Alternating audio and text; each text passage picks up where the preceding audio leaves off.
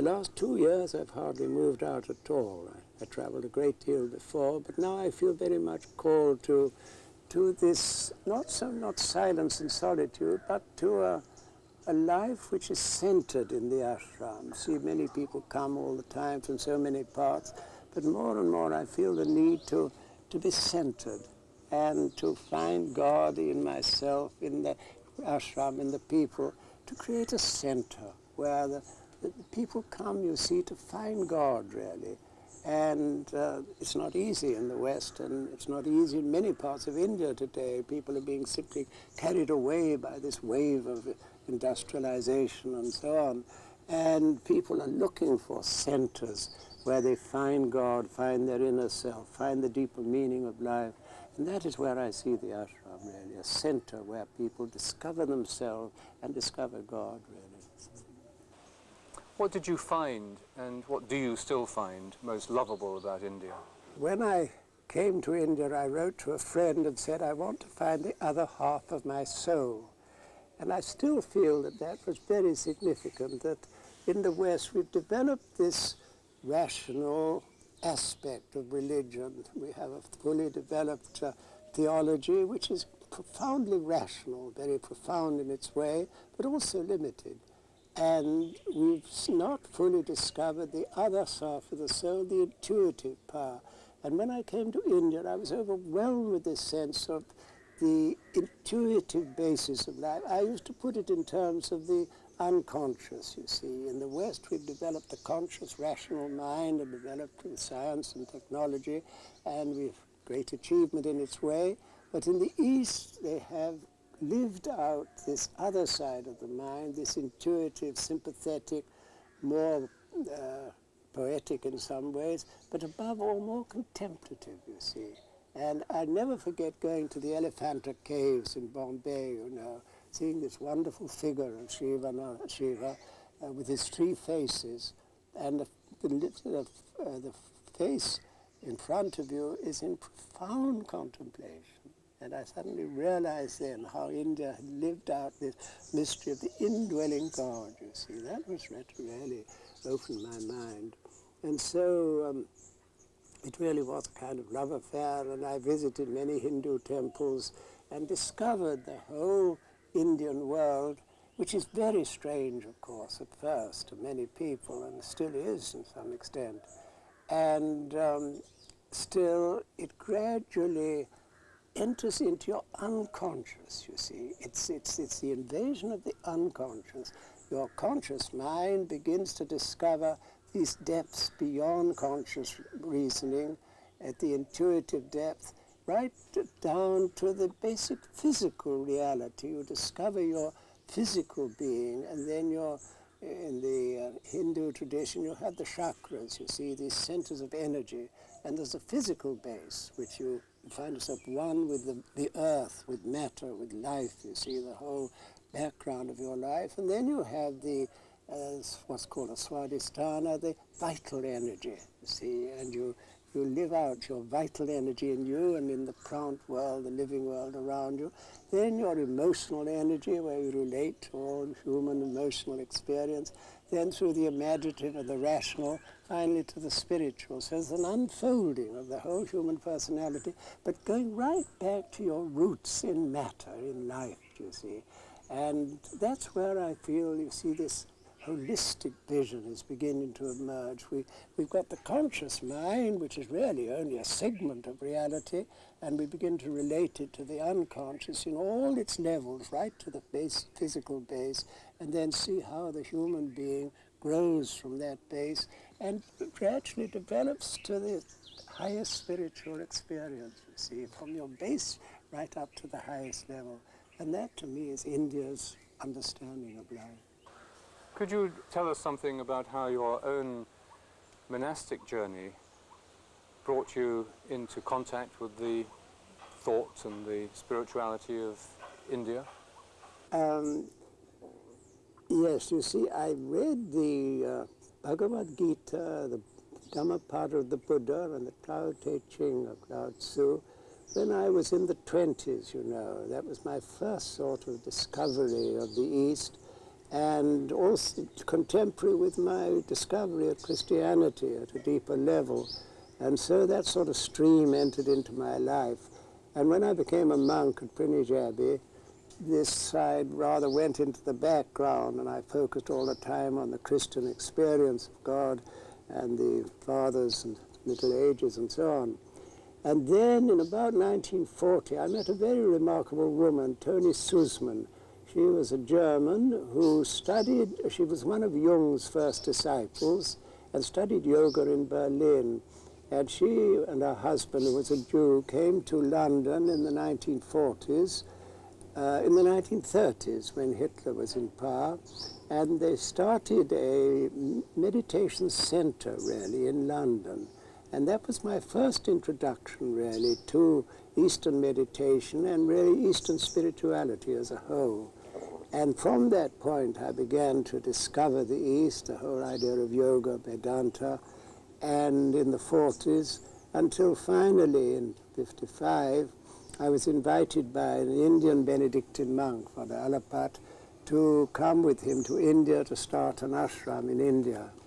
And so we came out in 1955. We started a small community near Bangalore, but it didn't last very long. And then I joined Father Francis Mayur, Cistercian monk, and we began together this ashram, Kurushimala Ashram in Kerala. And there we took the Oriental, the Syrian rite, and tried to live our Christian life according to the rite, the Syrian rite, in the tradition of India, wearing the kavi, sitting on the floor, adopting Indian customs generally. So that was a new stage, and for about 10 years I was at Kurushimala in Kerala.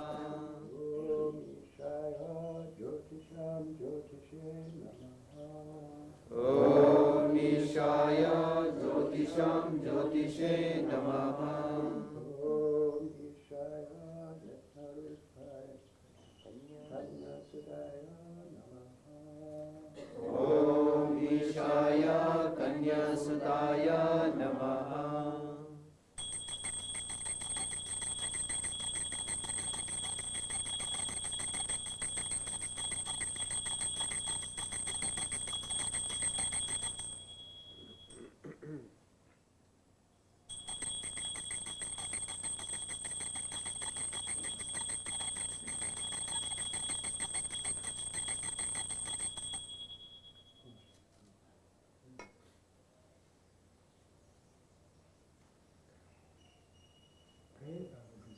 Sacrifice may be accepted with the Father Almighty. May the Lord accept the sacrifice of our hands for the praise and glory of His name, for our good and the good of all His children. And then in 1968, I was invited here to Shantivanam when Father Lasseau, one of the two founders of this ashram, left here to settle in the Himalayas.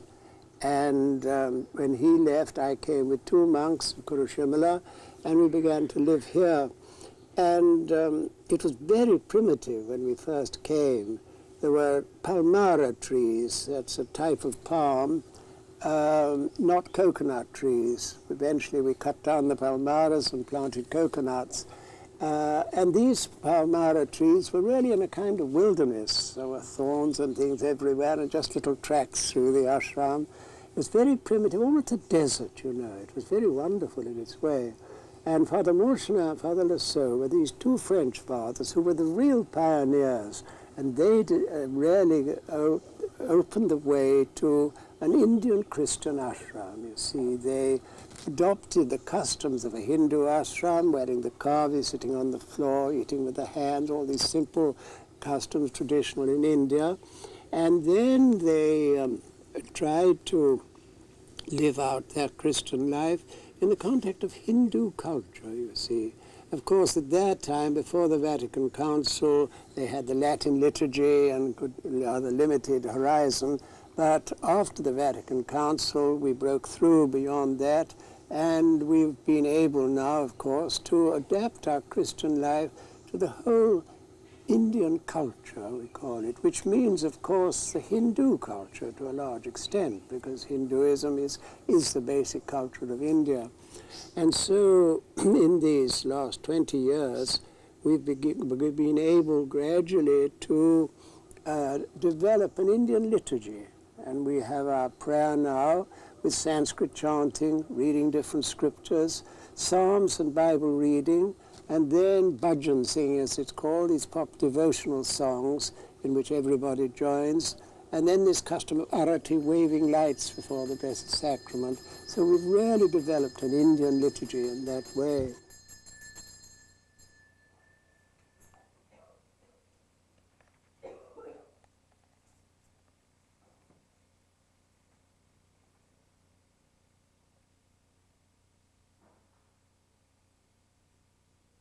And then our next challenge was an Indian theology.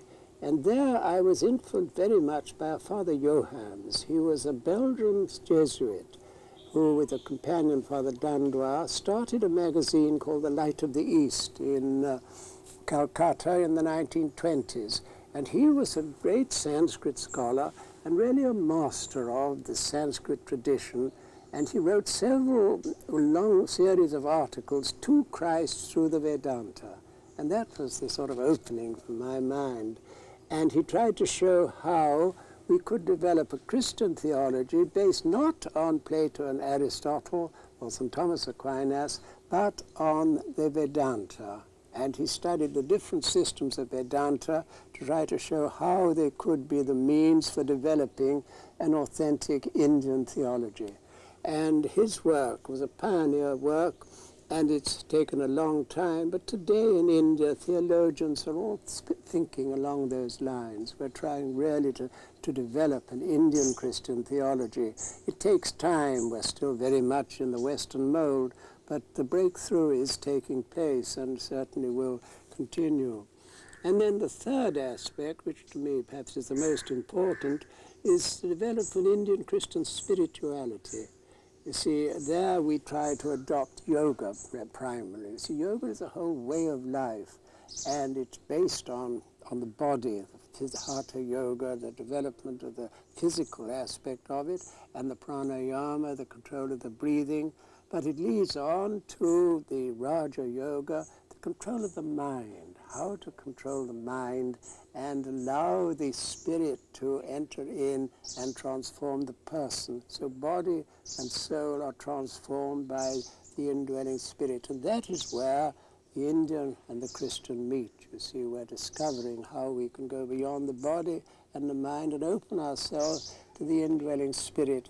And then we encounter the Hindu experience of God from the time of the Upanishads, where they really went beyond the created world to the uncreated, and we meet what one of our founders, Father Lasseau, called the Hindu-Christian meeting point in the cave of the heart. And that is, to me, the real meeting between the Church and the India, and that's really what we're trying to explore today. In regard to the development of an Indian Christian theology, do you find that people today are resistant to that in some quarters? It's taken me a long time, you know, really, to adapt to it and to realize its significance. But it's been a fairly continuous growth. I must say, from the moment I arrived in India, in Bombay in 1955, I fell in love with India and the whole culture, you know, so that it's grown continuously from that. But I think for many people it is a very considerable problem. You see, in the West, people have been brought up to think of Christianity as the one true religion and really to reject paganism and idolatry and superstition. You see, it's branded for Hinduism. And for many it's a real problem, and some simply reject it. I mean, people will say yoga is of the devil. And all this Vedantic philosophy, it's pantheism or monism, they give the different names to it. And so it's a very considerable challenge, and many find it extremely difficult to accept. But a growing majority among more serious thinkers are realizing its real significance and are beginning to discover how, as I say, we could evolve a Christian Vedanta, you see, and a Christian spirituality introducing the basic understandings of the Hindu, and of course then also we extend to the Buddhist, you see, because Buddhism has its own unique contribution to make. So we begin to see today the complementarity of religions, you see, that so far we've rarely put Christianity alone and either rejected the others or seen them merely as preparations. But today the movement is much more for this complementarity. The one divine truth, mystery of God, is manifesting itself in these different cultural forms. And we have to see Christianity in the context of Hinduism in its various forms, of Buddhism, also of Islam. So today I think it's this encounter of religions which is really one of the main factors in our life today, how we relate ourselves to each of these profound traditions of the experience of God.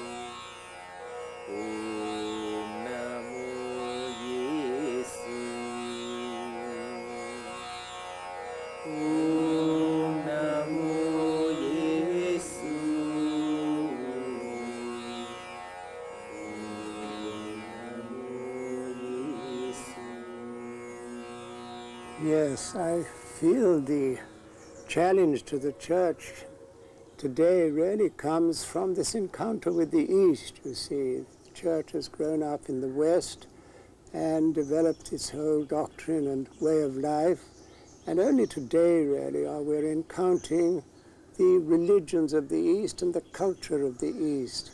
And it really is a new era in which we enter, where the Christian people and the Christian understanding of life opens itself and relates itself to the Hindu, the Buddhist, the Taoist, the whole Oriental vision of life. And this is really a new age, a new phase in our history. And we're trying now to see how we understand Christianity and the whole Christian message in the context of India, of the East as a whole. And that is really our challenge today. Do you think that any particular religion of the East is important more than others for that encounter? Well, we think primarily of Hinduism and Buddhism, you see. Buddhism with all its developments in the Hinayana, the Mahayana and Tibet, you see. And then Hinduism with its great variety, you see. Hinduism is a vast religion, really, with many aspects, and many people would see Jainism and the Sikhism and different forms of Hinduism as manifestations of this one Oriental religion, really, you see. Do you think the contemplative awakening that's happening in the Western Church is affected by the meeting with the East? Yes, I do very much. I think we have our own mystical tradition in the West, and it's had a great history, but it's been obscured to some extent, particularly in recent times. And to me, it's the encounter with the experience of God in the East, which is really the great movement today. We discover how the Eastern world has experienced God. The Hindu, the Buddhist, the various forms of Hinduism and Buddhism, they have a unique experience of God, and we have to relate their experience with our experience. And this is a very profound meeting and an opening and a sharing, and we're still really on the way to discovering its full significance. It's only gradually dawning on us, I think. Do you think that the contemplative renewal that's taking place in the Western Church is helped forward by the encounter with the East? Yes, I think we have to open ourselves to our Western tradition, first of all, of course, to the Christian East, which is profoundly important, and the fathers, the Greek fathers, and then to the whole medieval tradition, where particularly I would place Meister Eckhart, you know. I think he's very great significance. Today we're rediscovering Eckhart, and there you have a profound link with the East. Eckhart sort of carried the Christian tradition to almost its limit in that particular way. And now I think we begin to see how this whole Christian tradition, Oriental and Occidental, coming to a head, perhaps in Eckhart and also Ruysbrook, you know, the Rhineland tradition, how that begins to open up now to the Hindu and the Buddhist tradition. And these two experiences of God are really beginning to open to one another, and we're beginning to discover that dimension. What would you say are the most encouraging and hopeful signs for the renewal of the Church in the West today? Yes. Well, I suppose I do think more of this encounter with the East. You see, I think there is a very important development of Christianity, and we are discovering various aspects of the Christian tradition, but I still feel that it's only when our Western tradition discovers the East and begins to see Christianity in the context of the East and really begins to explore the riches of the East, that we're going to have a fully developed Christianity. You see, we're still reaching out, and as we open ourselves, I feel there should be a flowering of Christianity in the light of the East, and the East in the light of Christianity, you see. I think it's going to be a real meeting and a sharing and a discovery on both parts, really. And you see meditation as a common Yes, bond between the two? very much, yeah. I feel meditation is just the point where we meet, you see. And remembering, of course, that meditation has a different meaning in the West and the East. In the West, we normally think of meditation as an exercise in discursive prayer, the Ignatian exercise, a classical example. But we have our more interior tradition. But in the East, what we call meditation is what the East calls, put it the other way around. What we call contemplation in the West is what they call meditation in the East. It's passing beyond discursive prayer, entering into the inner silence, to the inner depth.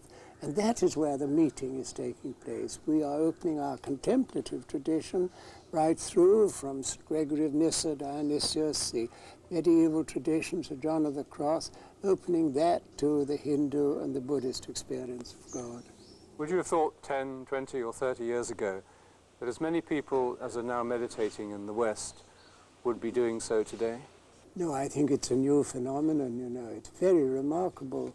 And I suppose looking back, I don't think I knew of anything quite like that, you know. You see, we had our types of meditation, and of course in the monastic tradition we had our Lectio Divina, who meditated the scriptures, and it could lead to a deep contemplative experience.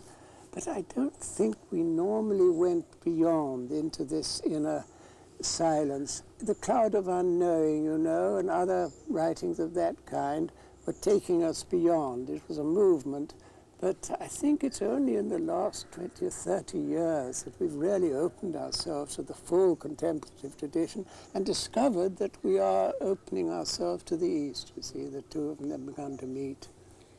You've spoken and written about John Main as a significant teacher of the Church today and as a guide for the spiritual search for modern people.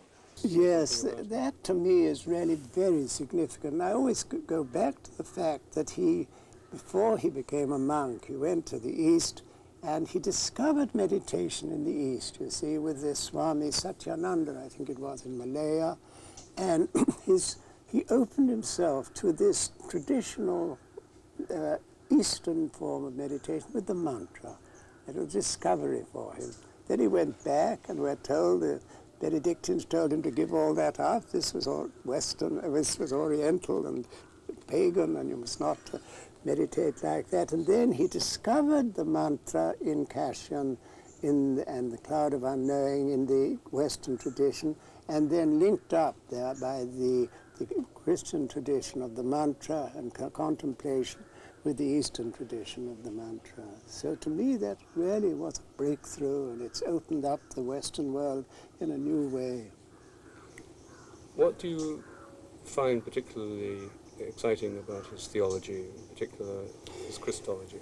It's really, you know, his extraordinary insight into ultimate reality, you see. It's that he got beyond discursive thought and all types of that kind of meditation, and took people and takes people really into this inner experience, which he puts it, I think, so marvelously really, the experience of Christ, the consciousness of Christ. We enter into the consciousness of Jesus, and Jesus' experience of God, of the Father, and in the Spirit we ourselves participate in the consciousness of Christ and discover the inner mystery in the heart.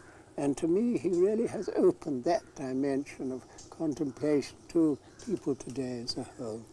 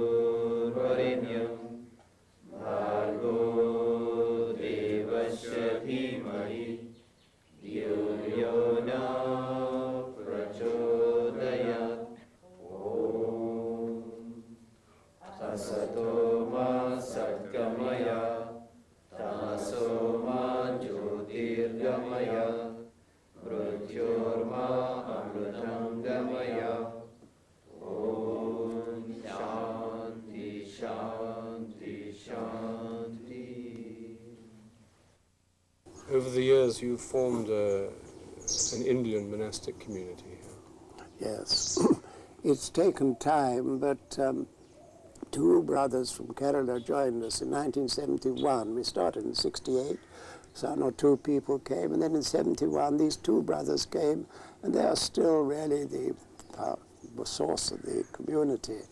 And after that others came, and slowly over 20 years it's grown to a community of about 10 people now, and all Indian apart from myself, and all of them discovering how to live their Christian life in the full context of Indian culture. See, that's really what we're doing.